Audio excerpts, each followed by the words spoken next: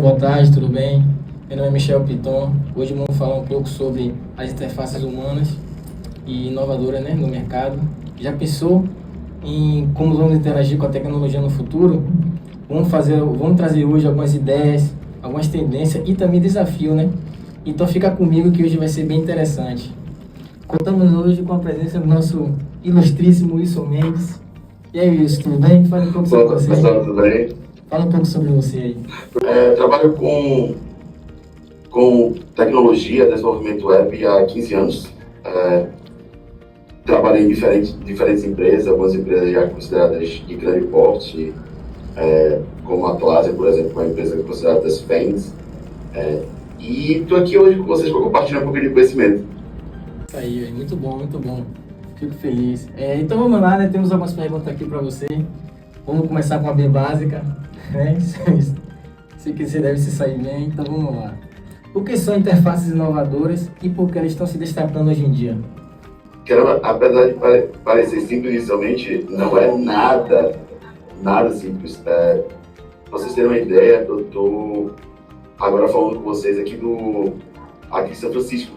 Teve um evento na semana passada chamado Google I/O, que é o maior evento do Google, e foi basicamente mostrando várias interfaces diferentes de como você utilizar a tecnologia em materiais vestíveis, por exemplo, como uma roupa ou até mesmo um óculos. Interface, para mim, nesse sentido, é basicamente algo que lhe faz ter uma conexão, um mundo de informações. Isso pode ser em vários níveis. Por exemplo, o Waze, ele utiliza as pessoas como sensores, então também já é uma interface bacana. Ou até o Android XR, que foi um último lançamento do Google, que é basicamente um óculos que você consegue, já que pelo próprio óculos você tem acesso a informações como GPS ou e-mail e assim por diante. Tem um trabalho bem bacana nessa área, crescendo e sempre crescendo, então é muito bacana ver essa parte, essa exploração. Sim, verdade.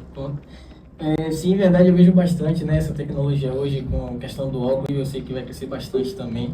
E muita gente fica curioso, né, de como tem os jogos também que as pessoas acabam jogando hoje, que botam óculos e ficam parecendo que tá caindo de um prédio. Então é algo assim muito top mesmo. Vamos para a segunda pergunta. Quais são as novas tecnologias digitais que estão surgindo no momento? Você acha que mudarão tudo? Sim. A gente está tendo eu colocaria até certo ponto privilégio de estar numa crista da onda. Como o primeiro boom que teve antes, que foi o surgimento dos smartphones. Antigamente, por exemplo, a gente não seria inconcebível você resolver uma questão bancária, pagar um boleto, que fosse, sem ter que ir nos Correios ou em uma agência bancária para ter que resolver algo desse tipo. Hoje em dia, você consegue fazer tudo isso pelo smartphone. Sim. O que é muito curioso. Então, esse foi um boom, eu colocaria como um dos maiores booms que tivemos. Telemedicina foi baseada em cima disso. Então, sem o conceito de smartphone, nada disso seria possível. Hoje, eu vejo que a gente está numa nova onda, que é a onda de a inteligência artificial furou a bolha de tecnologia.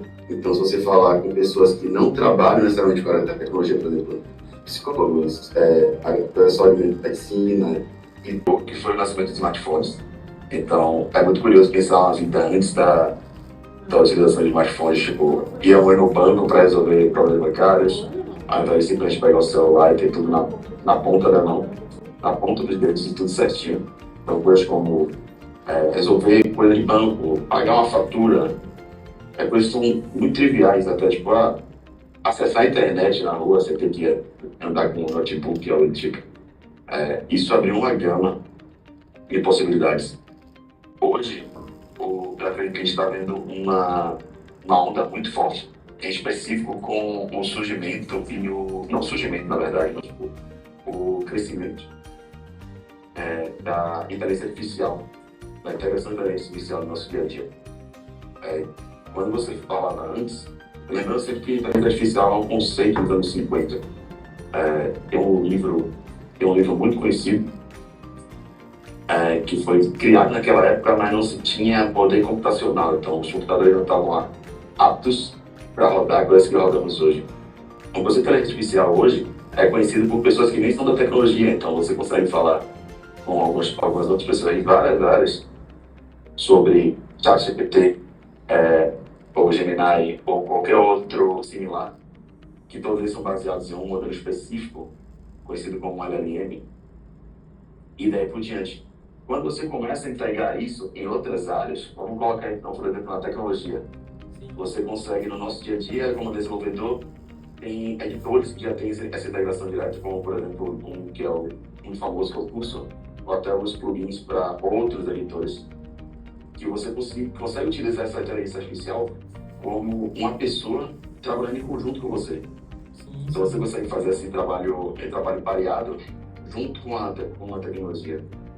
Outra coisa também, por exemplo, quando você abre um código, é muito comum você estar em um projeto, você colocar esse projeto em sites. Isso sendo público ou privado, em sites como GitHub, por exemplo, que é conhecido como uma rede social de código, mas vários projetos muito grandes estão lá, como por exemplo, projetos do Facebook, projetos do Google, o Linux está lá. E como é que você contribui em cima disso? Tem várias maneiras.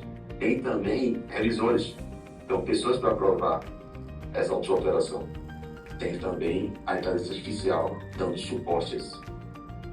Então, você pode integrar ela em vários pontos do seu dia a dia. E assim, em cima do que você falou que tinha um livro, né, que é muito importante, que fala bastante sobre isso. Qual desse livro você pode indicar para a gente? Pronto, tem um livro muito bom do pessoal do Genius Makers. Esse livro é em inglês, mas tem em português também. Esse é o livro a base de conceitos que temos hoje em dia, mas de uma maneira muito mais alto nível. Então, quando a gente fala de inteligência artificial, tem muito conceito matemático e conceitos neurais. Muita coisa baseada em cima disso. Mas esse nível define os pilares de um ponto muito mais alto. Foi um grupo de pessoas que trabalhavam na época na Microsoft, Google e algumas outras empresas, definiram alguns pilares do que poderia ser utilizado e como a gente colocaria a inteligência artificial nos dias de hoje. Dentro dessa caixinha tem várias categorias. LLMs é uma das mais conhecidas, até pela questão do ChatGPT, a integração do dia a dia, mas tem, por exemplo, área de código, geração de código generativo, na verdade. Eu estou acabando misturando um pouco, mas código generativo. E você não só trabalha com essas LLMs, você também integra. Tem a questão de você aliar isso a coisas musicais, por exemplo. No Spotify tem alguns artistas que não são artistas, são inteligências artificiais criando música. Isso é um exemplo clássico, até mais conhecido. Ou até mesmo quando você coloca a inteligência artificial para falar com os usuários, por exemplo, o chat, que antigamente eu utilizava chatbots. Isso aqui pode ser todo um circuito.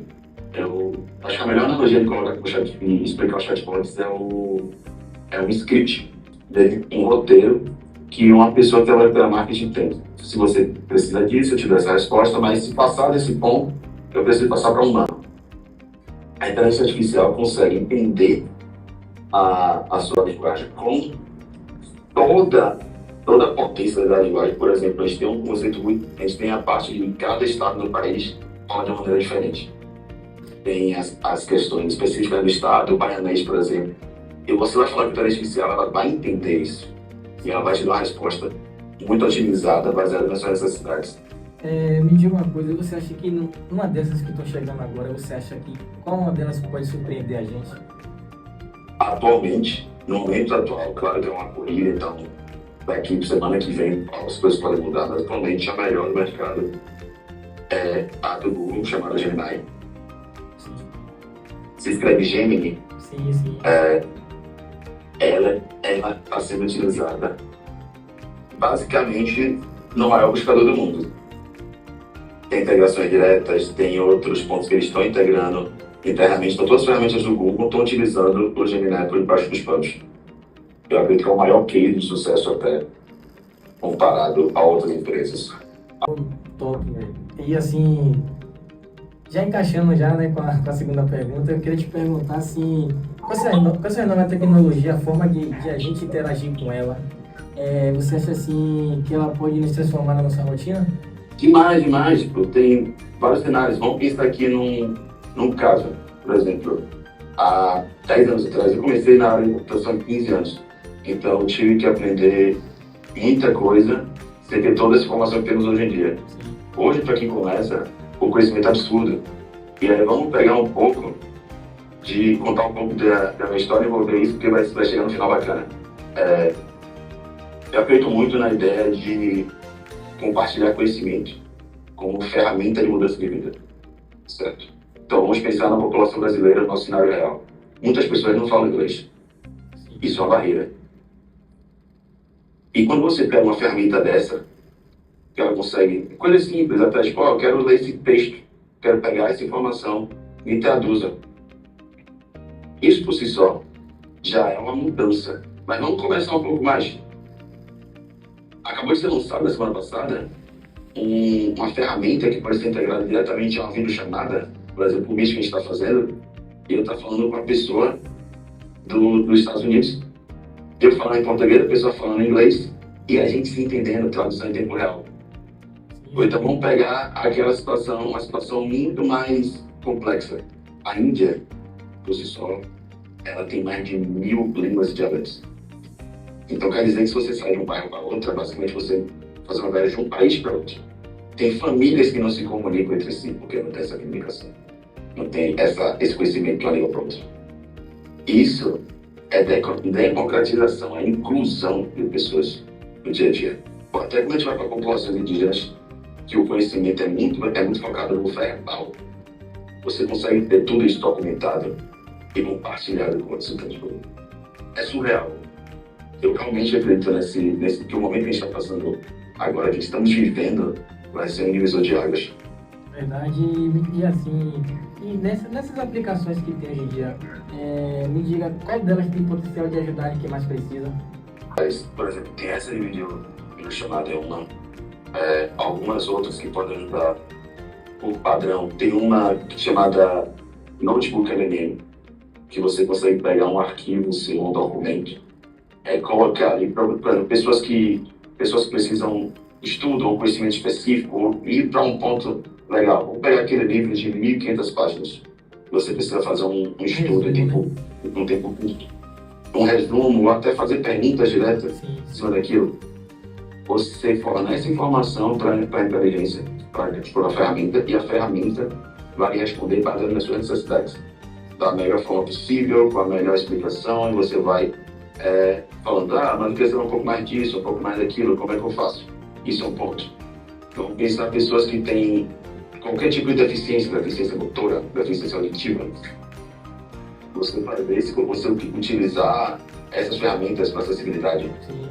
A web em si, a internet em si, já tem algumas ferramentas muito boas para acessibilidade. Você consegue, por exemplo, pessoas que têm dificuldade motora e estão até problemas com algumas animações, você consegue utilizar simplesmente CSS, que é um arquivo de estilização, e seguir informações que tem no próprio sistema operacional do usuário. Então, se ele não quer um tipo de animação, porque ele tem alguns problemas cognitivos em cima disso, você consegue, via CSS, colocar isso. Isso não é inteligência artificial.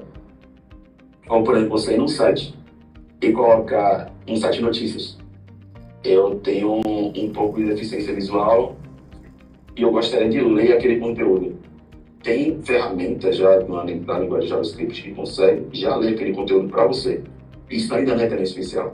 Vamos pegar agora um site de notícias, colocar uma integração com a inteligência artificial, fazer todas as conexões possíveis e referências, e ele dá um conteúdo muito mais abrangente e muito mais rico em cima disso. Já é um outro ponto.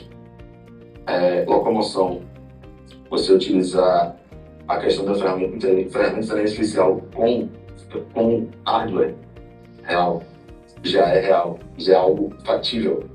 Aqui ao lado, eu não consigo mostrar para vocês agora, mas aqui em São Francisco tem uma coisa muito bacana, que tem uma startup chamada Waymo. E essa startup é um carro que dirige sozinho. Você baixa um aplicativo como Uber, e esse carro tem algumas câmeras, alguns sensores, e tem um sistema que varre a cidade completa, inteligência artificial, conectada ao GPS. Então, ela entende coisas mais simples, como parar, dar vez ao pedestre, evitar acidentes. Se passar, por exemplo, um carro do Corpo de Bombeiros, ele entende o que é prioridade e ele sai. Verdade. E em cima daquilo que você falou em questão dos PDF hoje, quando a gente pega algo gigante, né? Tipo um livro.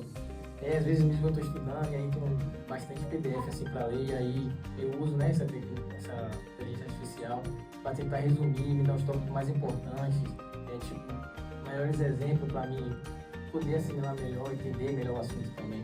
Então já ajuda bastante. E a questão da linguagem que você falou, JavaScript, cara, é a linguagem que eu quero seguir, sabe? JavaScript e banco de dados. São duas matérias assim, que eu gosto bastante e eu quero seguir. Muito bom, pô. Vamos para a última pergunta. O que a gente pode esperar de novidade em relação às interfaces e qual tendência deve se destacar? Claro. Algumas tendências são muito bacanas. Por exemplo, tem muita coisa utilizar a tecnologia no dia a dia de uma maneira fluida. Existem ferramentas, por exemplo, para quem acompanha alguns esportes. Vou dar um exemplo que é um mais clássico. Não é do nosso cotidiano, normalmente, mas esse é um dos mais elaborados. Futebol americano. Futebol americano, eles trabalham em cima de métricas de uma maneira absurda. Chegamos ao ponto de, por exemplo, ter uns sensores na bola do futebol americano e sensores na vestimenta dos jogadores, para saber se evitar a possibilidade de lesões, ou qualquer tipo de problemas que venha vir com o jogador. Então, ele tá forçando um pouco a mais o joelho. Vamos fazer essa substituição. E daqui por diante. E os jogadores de basquete já utilizam isso, baseado somente em câmeras, ele pega a noção, ok?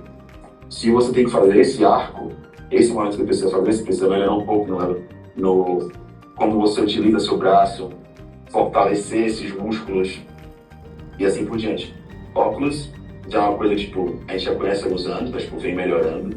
E para o público final, jogos, foi lançado alguns anos atrás um colete que você utiliza também com VR. E no que você está jogando, o colete emite vibrações. Por exemplo, se você está num jogo que está passando por uma cachoeira e a água está caindo no seu jogador, você sente isso tremer no corpo.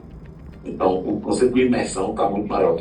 Também para videoconferências, tem algumas tecnologias que já conseguem lhe dar uma visão 360 da pessoa que você está falando.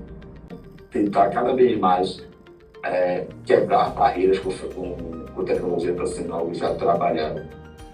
Eu destacaria essas coisas em específico, mas tem várias outras que eu poderia ficar aqui muito mais tempo falando sobre. Sim.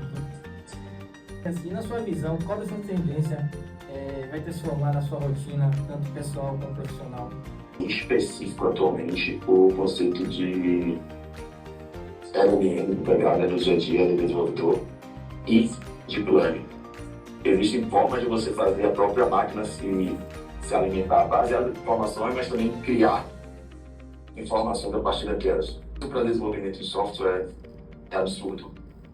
Pense que uma empresa de menor porte, que tem, vamos dizer, no seu quadro 10 desenvolvedores, tem esse ferramental que pode ainda dar um suporte melhor a eles, ou até mesmo saindo um pouco da parte de desenvolvimento de software, indo para a parte de gravações ou até de animações.